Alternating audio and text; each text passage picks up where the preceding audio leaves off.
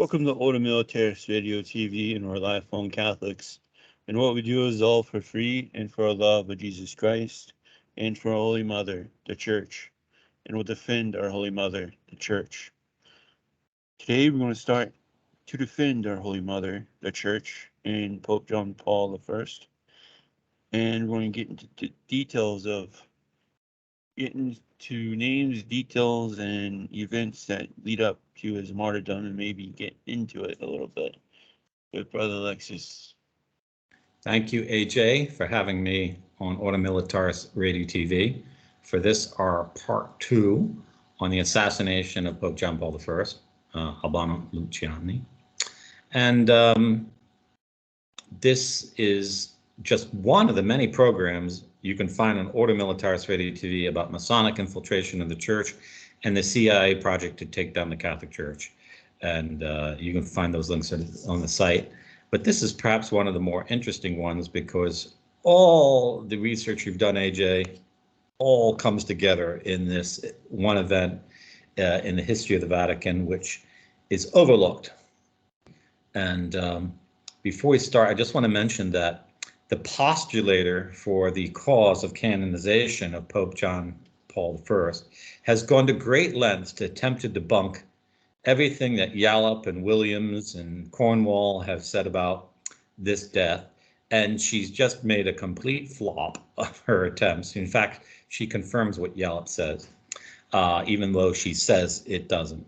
So the Vatican has tried to cover this up before because Archbishop Foley asked Cornwall to write a whole new biography in an attempt to debunk Yallop.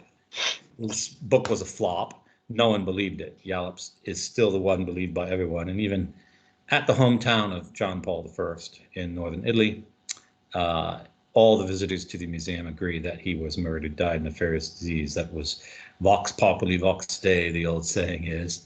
Italians are pretty good at discerning lines.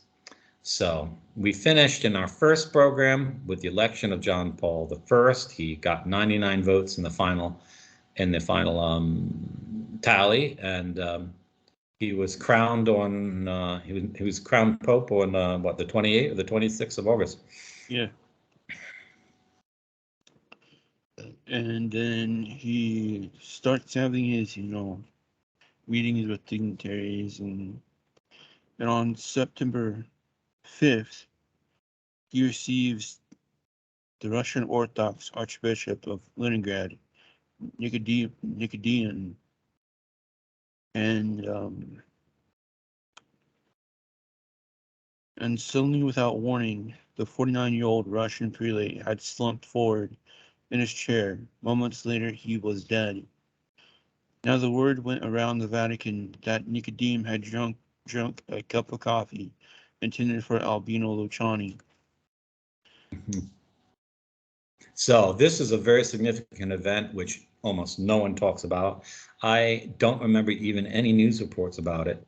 The Russians were always very upset about it because he was one of their KGB agents running the Russian Orthodox Church in the Soviet era, was complete front for the KGB.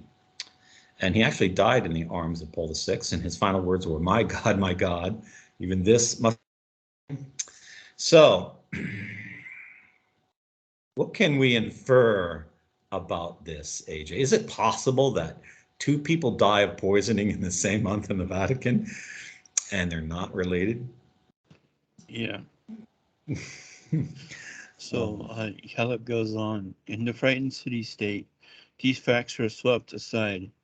His death was now seen in retrospect as a sign, a warning of the awful events that now occurred in the papal apartments.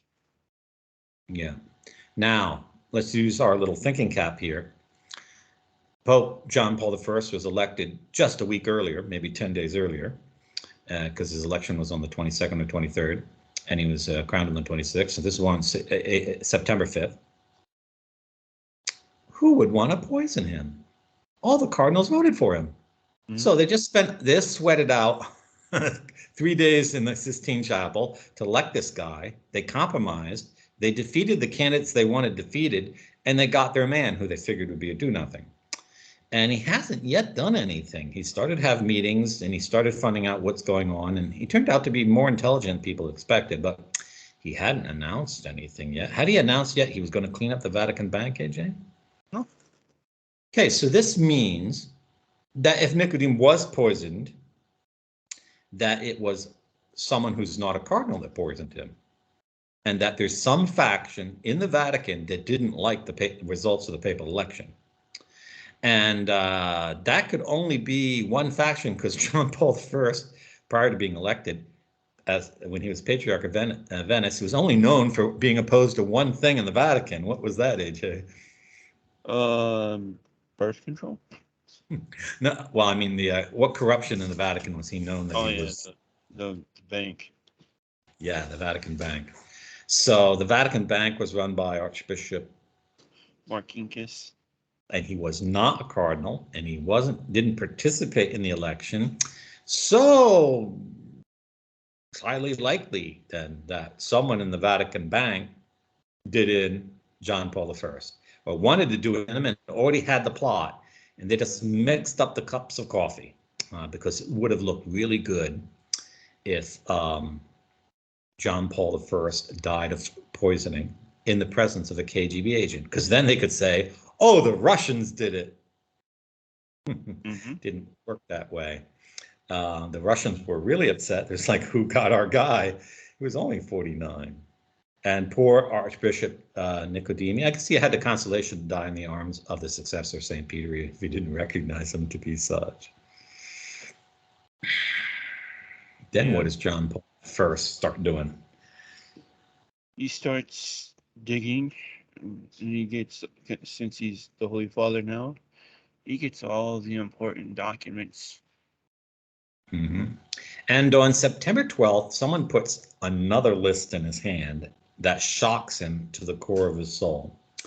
And here on Ordo Militaris Radio TV, you're going to be able to download the document because we tracked it down in PDF, and AJ is going to put it on the website so you can download. And so who published this?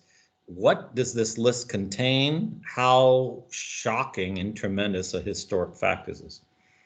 Yeah, that would have been the writer from the Observatory Political. And let me get to this page here. Williams now? Yep. By Mino Pecorelli on September 12th. And it contained a list of 121 leading Catholic clerics and laymen who were members of the Masonic Lodge, alleged ties to Lucio Gelli in P2. Now, in Italy, anyone who wants to be a member of any of these cabals, secret societies, they have to make sure all their nice little information is public record. Yeah, in Italy, it's against the law to be a member of a secret society. That's because it's run by the Masons. They don't want any other competing secret societies. They don't want anyone to take over the country the way they did. That's why they don't allow any Italians to bear arms, pretty much. Yeah, so if you're a Mason, it's a public fact. And matter of fact, when this list was published a couple of years later by a Sedevacantis publication at Velletri, the author was sued for defamation, having listed people who were not Masons, and he won the lawsuit, and they had to pay him like what the equivalent of $70,000 is today. So this list is true. You can't fake lists of Masons in Italy or you'll be sued for defamation. And you can easily go to the government and verify the list. Did John Paul II immediately turn to the Italian government and ask him to verify the names on this list? Yep. What were some of the people he looked up? Okay, so let's get my eyes looking right here. Cardinal Jean Valois, the Vatican Secretary of State. Valois' Masonic name was Ginny, and he had enrolled in the Zurich Lodge, number 041/3, on August 6, 1966. So he called the Italian officials to his close friends, Cardinal Pecoraro Felici and Monsignor Giovanni Benelli, whose names did not appear in the newsletter. So then he confirmed that indeed Cardinal Valois was a member of the Zurich Lodge. Another name on the list of the Valois assistant, Cardinal Sebastiano Baggio, Masonic name Seba, of the lodge number 85-1640. Date of initiation August 14, 1967. That was also confirmed. By the end of the day, John Paul had received verification of the membership of other leading Catholic dignitaries in the Masonic lodges, including Monsignor Agostino Casaroli, his foreign minister, Cardinal Ugi Poletti, Vicar of Rome, Monsignor Pasquale Macchi, who had been Paul VI's Justice Secretary, last but not least, Archbishop Paul Marcinkus, who controlled the vast wealth at the Vatican Bank. Okay, so this list is above any question of inauthenticity. And I have, for the show, done some digging into this list, because as you might know from my writing it from Rome, I'm one of the only Catholic only Catholics on social media who actually has analyzed and studied the Episcopal lineages. And I did a important report on the House of Rampolla di Tindaro, tracing the first recruited Mason, Cardinal Nuno da Cunha de Ataldi, who was a member of the Portuguese royal family back in the 1720s, all the way down to Jorge Mary Bergoglio, and the leader of Bergoglio's Team Bergoglio that got him elected in the so-called conclave of 2013, Cardinal Dan Niels, who was cardinal with the titular church of Sant'Atanasio, Rome, which was the titular church of Nuno da Cunha and Atide. So there is a lineage among these Freemasons, and you can connect that Portuguese cardinal to Cardinal Gaspari and Rampolla di Tindaro, who was the Secretary of State under Leo the 13th. So I just look at the beginning of this list. The first name is Alberto Albondi, okay?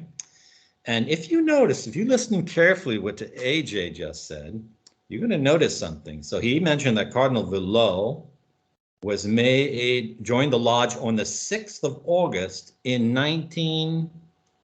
did you say 66? Okay, so the first thing I point out is these ecclesiastic Freemasons joined the lodge on a high feast day. The 6th of August is the Transfiguration of our Lord. And 66, so you have 666. So that means Villot was a high-level Mason, a deep believer in Satanism, okay? And he was Secretary of State under Paul VI. So you ask yourself, how did he get in that position? But Albondi joined the lodge in the 33rd year of his life, Masonic number, and he joined 3 days before Our Lady's birthday. So he consecrated himself to Satan to spite Our Lady for her birthday, so that when he celebrated Mass on her birthday, he could desecrate the Eucharist. That's how evil these people go. So 8 years later, Paul VI makes him a bishop, and he was co-consecrated by, he was chosen bishop while Cardinal Confalonieri was secretary of the Congregation of Bishops. Now, Confalonieri is also a Mason by all his associations. So this means that even under Pius XII, the Masons are already appointing all the bishops in the world. So that's him. Cardinal Baggio, who AJ mentions, he joined the Masonic Lodge in the 44th year of his life. And as AJ mentioned, August 14th, that's the Vigil of the Assumption. So to spite the Immaculate, who crushes the head of the serpent, who's the father of lies, who's the father of Masonic Lodge, he consecrates himself to Satan on the vigil of her Assumption. That's the equivalent of doing the middle finger up to the Blessed Virgin. That's Cardinal Baggio, who was prefect of the Congregation of Bishops and appointed all the bishops under Paul VI during the second half of his reign.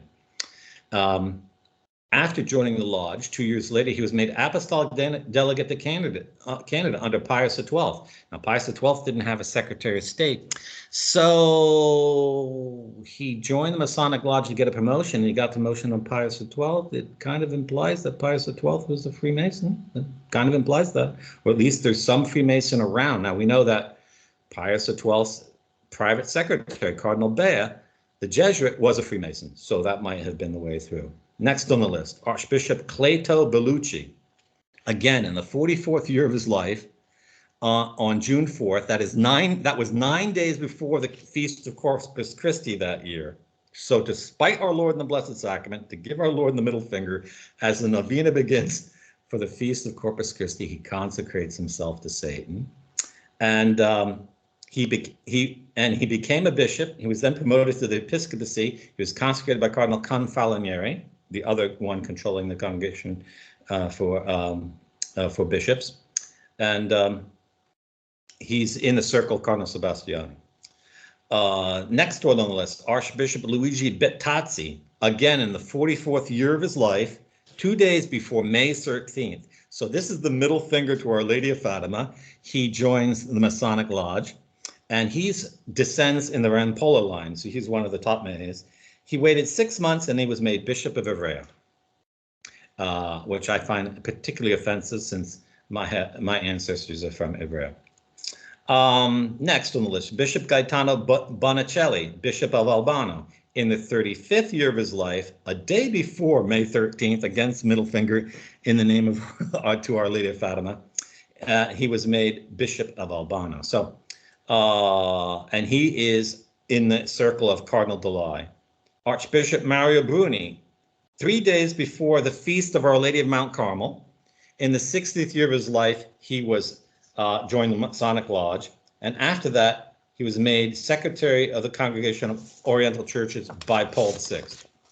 So Paul VI, someone near him, or Paul VI himself was a Mason. Cardinal Agostino Calcivian, he succeeded Cardinal Baggio at St.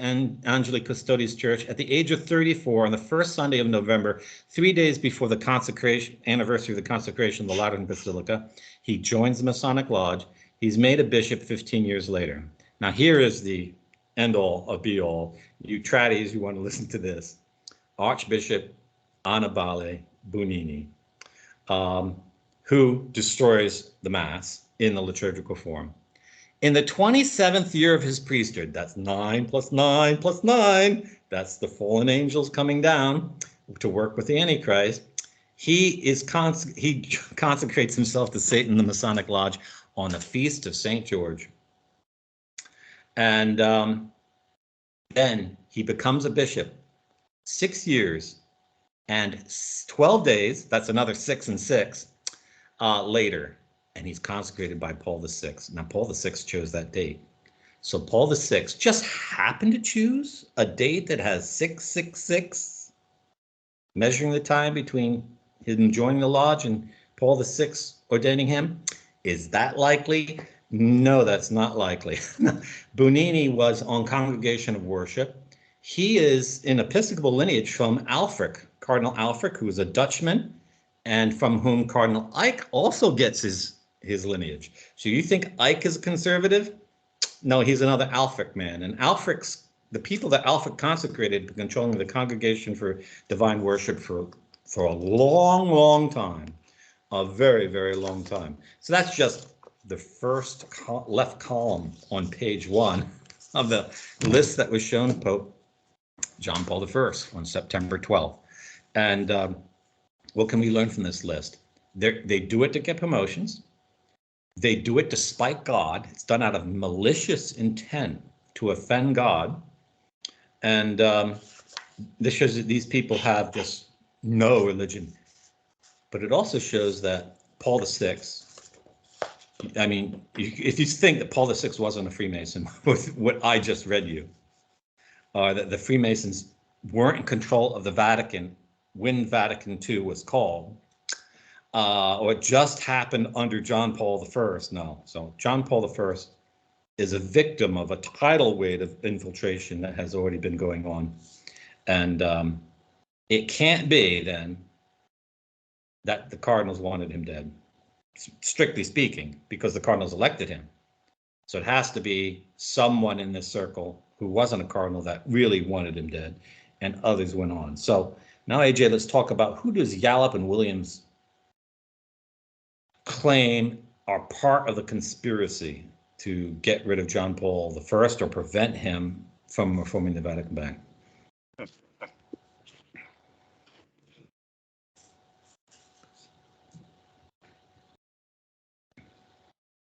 Okay. Albino Luciani was the first pope to die alone for over 100 years, but then it has been a great deal longer since the pope was murdered.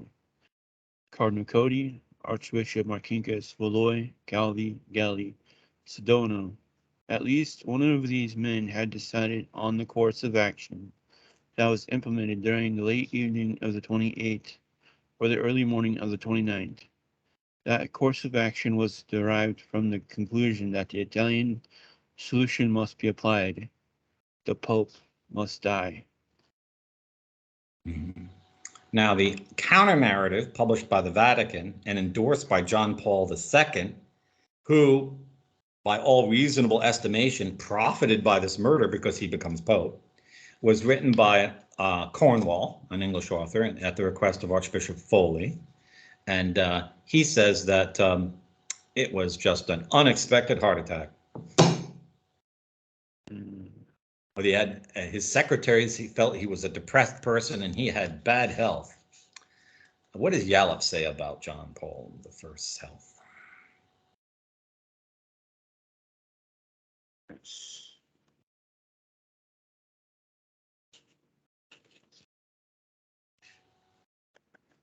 And the postulator, while you're looking that up, the postulator for the cause said he did have bad health because he had a blood clot in his eye 5 years before. Well, no, a blood clot in your eye isn't kind of the thing that would give a heart attack. It's a totally different thing.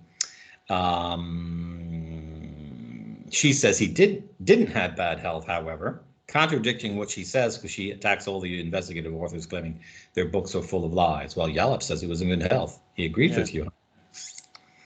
Yeah, he was in great health, and that he was very careful on what he would take if he had to take anything.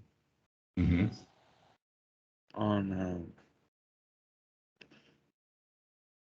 This is what Yallop has said on an interview of Dr. Giovanni Rama.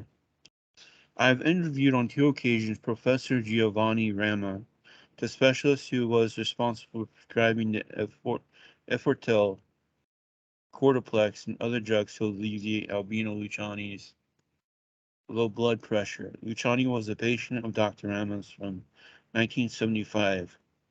His observations on a possible self-administered accidental overdose are illuminating.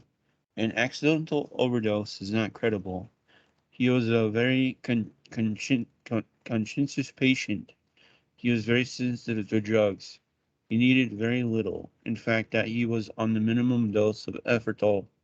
Normally just 60 drops a day, but 20 or 30 drops per day were enough for him. We are always very prudent in prescribing medicines. Mm-hmm. So, there's no way he made a mistake and gave himself thrice the dose. That just wouldn't happen.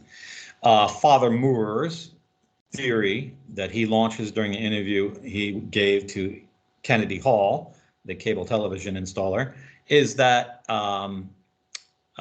he was yelled at by Cardinal, was it Baggio, he claims? I think he says he claims Baggio. Yelled at, and so he had a heart attack after it. Other authors I've heard in Italy says no, it was Cardinal Valo who had the argument with him, not Cardinal Baggio.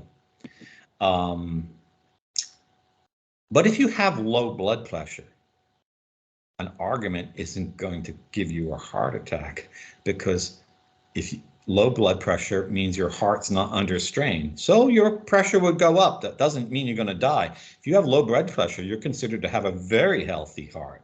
Only if you have high blood pressure would an argument like that cause a heart attack. And he couldn't possibly have high blood pressure because he hadn't taken his medicine yet. He takes that when he went to bed. So Father Murray, your argument does not seem credible that he just had a heart attack after a conversation. Surely he had arguments in his life. Yeah. And the only other medicines the Pope are taking were vitamin pills. Which can't give you high blood pressure. It actually makes your health healthier. So that doesn't add up. So does Yallop describe anything about the machinations, the plottings, what went on in September? Yeah. Does he discuss, for example, the assassination of Nicodeme any more than he did?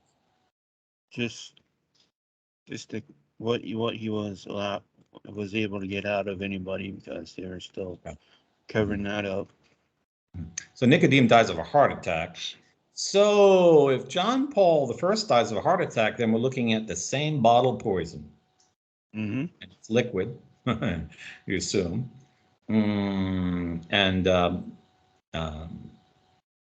Yeah. So, AJ, maybe you can review why Archbishop Paul Machinkis really wouldn't want an audit of the Vatican Bank for those who didn't watch the shows that we did on the Vatican financing. he would use the money for, how to put it nicely with kids probably watching this. He liked to go to places of ill repute of both women and men. Mm-hmm. And he also liked to pay off mobsters and What was Calvi particularly doing with Vatican money? Calvi through Lizio Gelli. He was like Nicolas Cage in Lord of War. He was helping arm up the Argentine Army and Navy, Air Force, and to kill the English military. Mm-hmm. He was creating hundreds of fake bogus companies all around the world that would buy each other's stock and sell each other things and get loans from the Vatican and give Vatican big profits and then lose all the assets. Marcinkus had private bank accounts in the Bahamas to the tune of several $1,000,000. All that would be found with an audit. Yeah.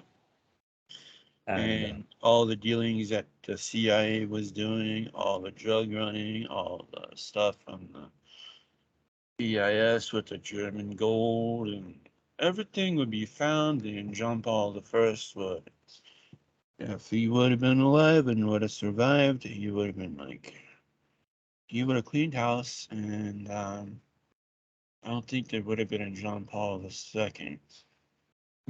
Exactly. So John Paul II never cleaned up the Vatican Bank and never investigated the death of his predecessor. And in our show on the real John Paul II, we explain why it would be blasphemy to the living God to say that such a man is a saint. Yeah. Because as head of state, it's your duty to investigate crime. And your successor won't be safe until you find out who killed your predecessor. And indeed, Pope Benedict had a really hard pontificate precisely because John Paul II never cleaned up the house. And were any attempts made to thwart John Paul I in September before his death? What does Yallop say was going down in these days? Yeah. Okay, so trying to find where this meeting starts. Because he's meeting with Valois and Marcinkus, one after the other, then all at the same time. And okay, here we go. So Luciani and Valois sat sipping their chamomile tea, in an attempt to get closer get closer to a Secretary of State. The Pope had, from time to time during their numerous meetings, spoken to Valois in his native French. His gesture to the Cardinal from Saint Amandi Talendi appreciated. He had been deeply impressed at how quickly Luciani had settled into the papacy. The word had gone out from the Secretary of State office to a number of Luciani's friends and former colleagues. Monsignor Del Riff, still working at Vittorio Veneto, was one of many, was given the progress report. During the late afternoon of September 28, Jean Valois was given an extended demonstration of his ability that had so impressed him during the previous month. The first problem was to be discussed was the Institute per the Opera di Religione, the Vatican Bank. Lucani was by now in possession of a great deal of highly detailed information. Valois himself had already submitted a preliminary report. Luciani had also obtained further information from Valois' deputy Archbishop Giuseppe Caprio and from Benelli and Felici. Bishop Paul Marcinkus, who had initiated the plan and played such an active helping role for Calvi in the takeover of the Banco Catholica. That chicken and a great many others were now going to come home to roost. Valois advised the Pope that inevitably word had leaked on the investigation into the bank. The Italian press were becoming very curious, and one major story had just been published. Newsweek magazine clearly had some excellent Vatican sources. It had learned that before the conclave, a considerable number of cardinals had requested a full report on the Vatican Bank from Valois. It also, through its knowledgeable sources, picked up the fact that there were moves afoot to oust Marcinkus. The magazine quoted its curial source. There's some movement to get him out of there. He'll probably be made an auxiliary bishop. Lucchini smiled. Does Newsweek tell me with whom I am replacing Marcinkus? Now, Newsweek, is that a CIA front? Yeah. Yeah, so we covered, AJ covered in his shows on the CIA plan to take down the Catholic Church, how all mainstream media after Second World War in the West, especially in the United States, is highly controlled and infiltrated by the CIA and is used as a front for spying. And when an American journalist asks you a question, you should presume that they are a CIA agent asking a question, especially if you're opposition. And whatever they do write down in notes doesn't even get published, will end up in a CIA dossier somewhere. Yeah. So never take it lightly that journalists is talking. So Valois shook his head no. As their conversation progressed, Luciani made it clear that he had no intention of leaving Marcinkus in the Vatican City, let alone at the Vatican Bank. Having personally accessed the man during a 45-minute interview earlier in the month, Luciani had concluded that Marcinkus might be gainfully employed as an auxiliary bishop in Chicago. He had not indicated his thinking to Marcinkus, but the cool politeness he had shown to the man from Cicero had not passed unnoticed. Returning to his bank offices after the interview, Marcinkus later confided to a friend, I may not be around here much longer. To Calvi via telephone and to his colleagues in the bank, he observed, you would do well to remember that this Pope has different ideas from the last one. There are going to be changes around here. Big changes. Mm-hmm. So there we have motive. It's pretty obvious that murders are undertaken so that either you gain from it or you protect yourself from loss from it. So here we have a prime suspect, Paul Marcinkus, whom Yallop does finger for the murder. And Marcinkus was right. Luciani advised Valois that Marcinkus was to be removed immediately, not in a week or a month's time, the following day. So this adds some urgency to it. So that means when Valois leaves John Paul I's apartment or office the evening that he dies, he probably picked up the phone and said to Marcinkus, tomorrow morning, you're out. Start packing. Mm-hmm. And that means Marcinkus was in on the know. Yep. He was to take a leave of absence. A suitable post in Chicago will be found for him once the problem of Cardinal Cody had been resolved. and they were going to bring in the guy from Ohio, Bishop Bernardine, who became Cardinal Bernardine. Cardinal Bernardine, yeah, who was sued by his gay lover. Even worse, because Cody, I think, only went with the women, right? He went to the brothels. So, yeah. So Valois was told that Marcinkus was to be replaced by Monsignor Giovanni Angelo Abbo, Secretary of the Prefecture of Economic Affairs of the Holy See. As a key figure in the financial tribunal of the Vatican, Monsignor Abbo would demonstrably be bringing to his new job a great deal of financial expertise. yeah, so Villot is a Freemason, Marcinkus is a Freemason, Baggio is a Freemason. We know Villot met with the Holy Father that night. According to Father Murer, Baggio was the next in his office that met with him that night. Masons are pledged to defend each other's positions. They're pledged to remove anyone who is the enemy of any of them. So we can extend suspicion to Villot and Baggio. Now, Cardinal Father Murer says that Baggio intentionally created a violent argument with the Pope to get him excited, and that's what led to his heart attack. But if Baggio already knew that someone was in possession of heart attack medicine, you would need to cover for it, because otherwise, if someone just drops dead without any excitation, then people would start saying it's just like Nicodeme. So to cover that, you would have to go in and start an argument. See, these people are not stupid. They're very clever.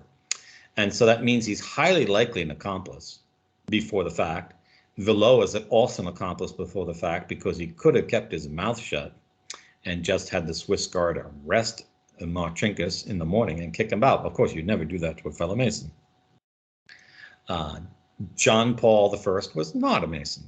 And so he's a fair game to any sort of thing. So in our next program, we'll talk about the actual murder, how it went down, and the evidence and the controversy that was after. Anything more to add at this part, AJ? Yeah, that everyone was going to be replaced at the Vatican Bank, including Calvi. Monsignor Abbo was going to come in, then he's going to bring in Monsignor Antonetti to help get things back in line and cut all ties and get rid of the Banco Ambrosiano group. Mm-hmm. Yes, which was totally bankrupt because all its assets of its account holders was spent by Calvi in all kinds of fake transactions, where he was making money only off the commission, and he was throwing away the assets. It sounds like he's totally mentally unstable, and we covered that already in a previous show on a look on the Vatican finances since the time of the Second World War. Thank you, AJ, for having me on this program. The second program on the investigation into the assassination of John Paul I. Yep. This is Order Militaris Radio TV signing off. Deus Volt. Deus Volt.